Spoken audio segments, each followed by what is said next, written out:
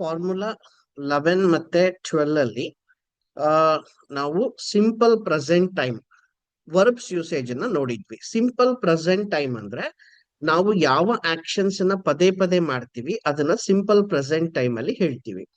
ಪದೇ ಪದೇ ಅಂದ್ರೆ ನಾನು ದಿನಾ ಕಾಲೇಜ್ಗೆ ಹೋಗ್ತೀನಿ, ನಾನು ದಿನ ವಾಕಿಂಗ್ ಹೋಗ್ತೀನಿ, ನಾನು ದಿನ ಇಂಟರ್ನೆಟ್ ಅಲ್ಲಿ ಬ್ರೌಸ್ ಮಾಡ್ತೀನಿ.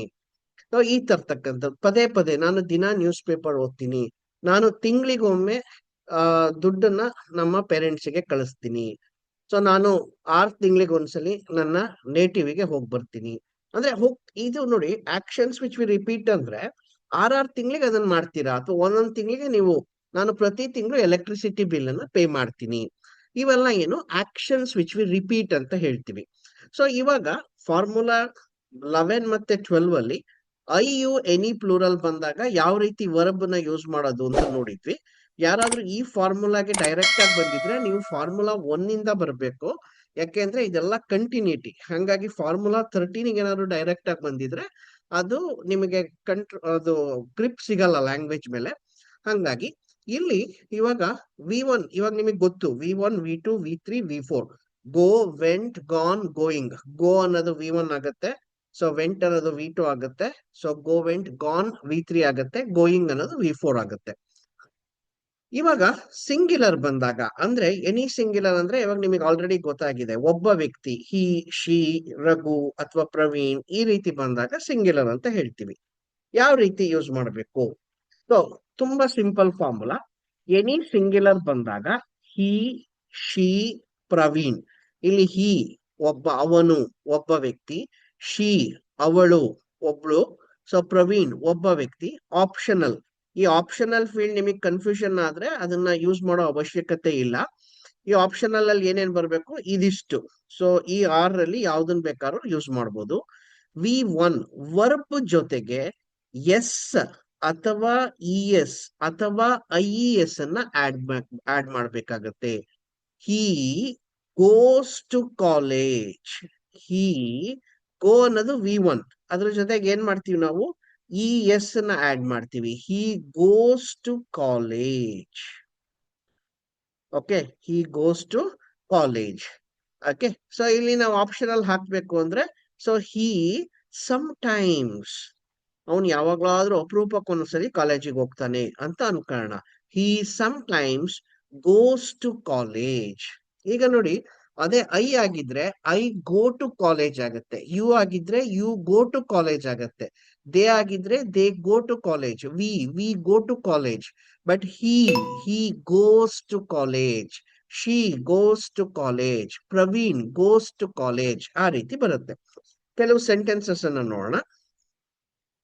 ಇನ್ನೊಂದು ಫಾರ್ಮುಲಾ ನಿಮಗೆ ಗೊತ್ತಿದೆ, ಆಪ್ಷನಲ್ ಅನ್ನ ಮೊದಲು ಹಾಕೋದು ಅಥವಾ ಕೊನೆಗೆ ಹಾಕೋದು, ಎರಡೂ ಕಡೆ ಹಾಕ್ಬಾರ್ದು. ಐದರ್ ಫಸ್ಟ್ ಗೆ ಯೂಸ್ ಮಾಡಬೇಕು ಇಲ್ಲ ಲಾಸ್ಟ್ ಗೆ ಯೂಸ್ ಮಾಡಬೇಕು. ಇಲ್ಲಿ ಏನ್ ಯೂಸ್ ಮಾಡ್ತೀವಿ? Normally, occasionally, frequently. Okay, so ಇವಾಗ ನಾನು ಹೇಳ್ಬೇಕು, ನಾನು ಪದೇ ಪದೇ ನಾನು ಫ್ರೀಕ್ವೆಂಟ್ ಆಗಿ ನನ್ನ ನೇಟಿವ್ಗೆ ಹೋಗ್ತೀನಿ ಅಂತ. ಹೆಂಗ್ ಹೇಳ್ಬೋದು? So frequently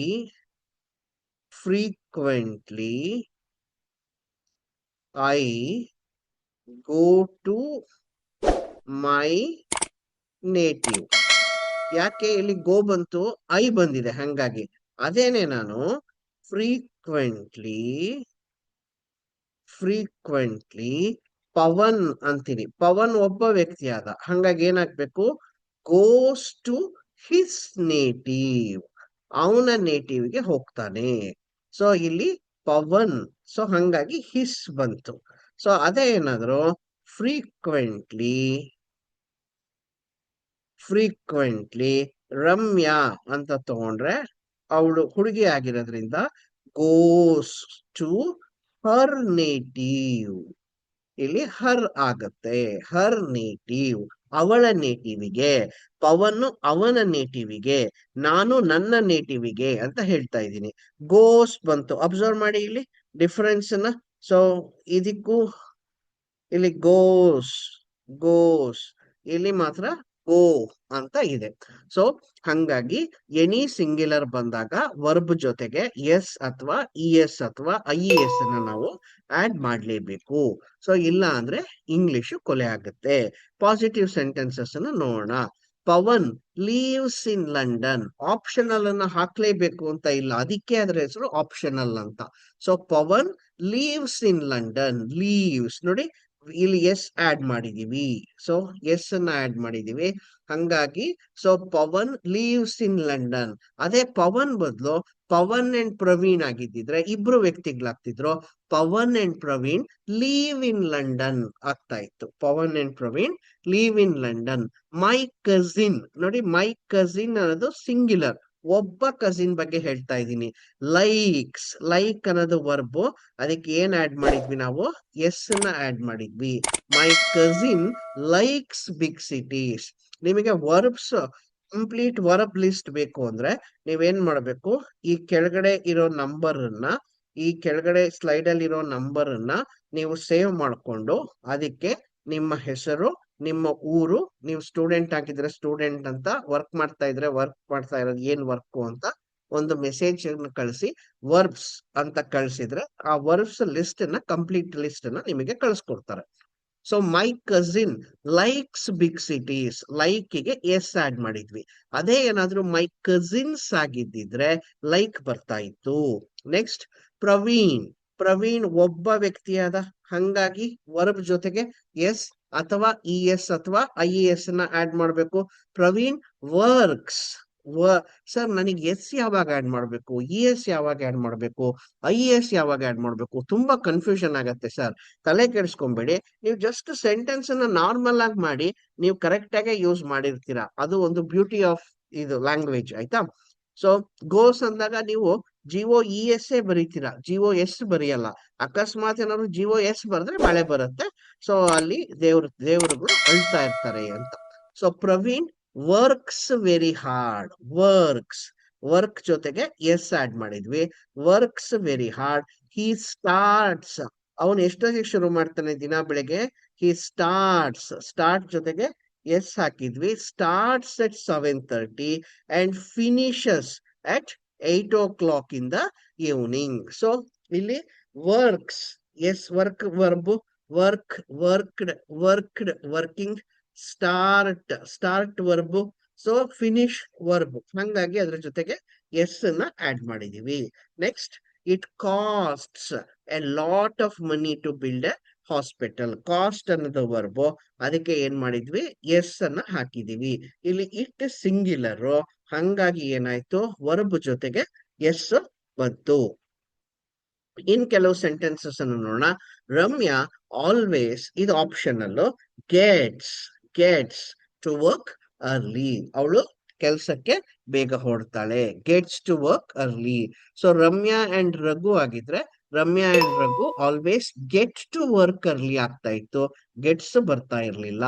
next mark. Mark ಅಂತವನು ಒಬ್ಬ ವ್ಯಕ್ತಿಯಾದ, ಹಂಗಾಗಿ ಯೂಶಲಿ ಪ್ಲೇಸ್. ಪ್ಲೇ ಅನ್ನೋದು ವರ್ಬ್, ಅದಕ್ಕೆ ಎಸ್ ಆಡ್ ಮಾಡಿದ್ವಿ. ಪ್ಲೇಸ್ ಫುಟ್ಬಾಲ್ ಆನ್ ಸಂಡೇಸ್, ಅಂದ್ರೆ ಅವ್ನು ಎವ್ರಿ ಸಂಡೇ ಆಟ ಆಡ್ತಾನೆ, ಫುಟ್ಬಾಲ್ ಅನ್ನ ಆಟ ಆಡ್ತಾನೆ ಅಂತ. ಸೊ ಹಂಗಾಗಿ place.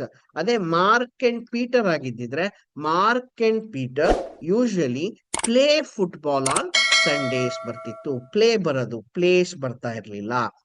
Next she often goes away. Go verb, ಅದಕ್ಕೆ ಇ ಎಸ್ ಆಡ್ ಮಾಡಿದ್ವಿ. Goes away at weekends.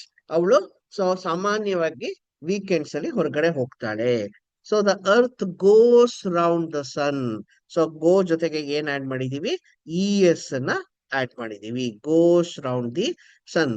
My father reads news paper. My father, so ನಾನು ಮೈ ಪೇರೆಂಟ್ಸ್ ಅಂತಿಲ್ಲ, ಮೈ ಪೇರೆಂಟ್ಸ್ ಅಂದ್ರೆ ಅಪ್ಪ ಅಮ್ಮ ಇಬ್ರು ಆಗೋದ್ರಿಂದ ಇಬ್ರು ವ್ಯಕ್ತಿಗಳು ಎನಿ ಪ್ಲೂರಲ್ ಬರುತ್ತೆ. My parents read newspaper daily ಆಗ್ಬಿಡತ್ತೆ. ಇಲ್ಲಿ my father singular, my father reads newspaper daily ಅಂತ ಬರುತ್ತೆ.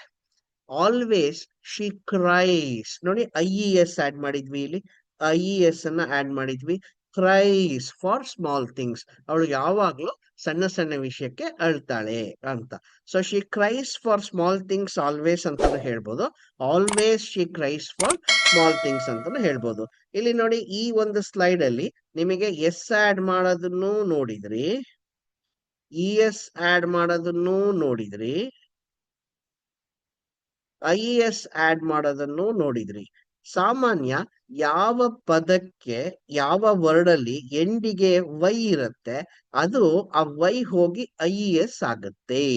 ಟ್ರೈ, ಟ್ರೈಸ್, ಕ್ರೈ, ಕ್ರೈಸ್, ಆ ವೈ ಹೋಗ್ಬಿಟ್ಟು IES ಆಗುತ್ತೆ. Always she cries for small things.